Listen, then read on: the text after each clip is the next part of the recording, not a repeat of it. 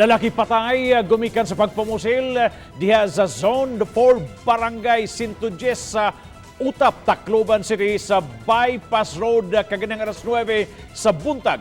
Ang duha ka mga biktima gilangan sila si Hil Bubaris E. Divino, 60 anyos ug Victorio Pineda E. Bubaris, 51 anyos nga puros mga empleyado sa Office de Leyte Provincial Capital ug taga Barangay San Ricardo, Babatngon, Leyte. Sakay sila sa usa ka SUV gikan sa Abukay, Tacloban City paingon sa Maharlika Highway dihang gipauwanan na og mga bala sa upat ka wa mailhing mga lalaki nga sakay sa duha ka mga motorsiklo. Namatay on the spot si Hil Bubaris samtang nakahigayon pagdagan si Victorio Pineda o gamitago sa kabarayan sa Mondapit.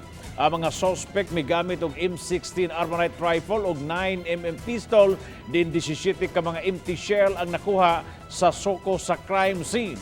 Ang scene of the crime operatives o kapulisan na padayon pang nag-imbestigar kung unsa ang motibo sa maong krimen.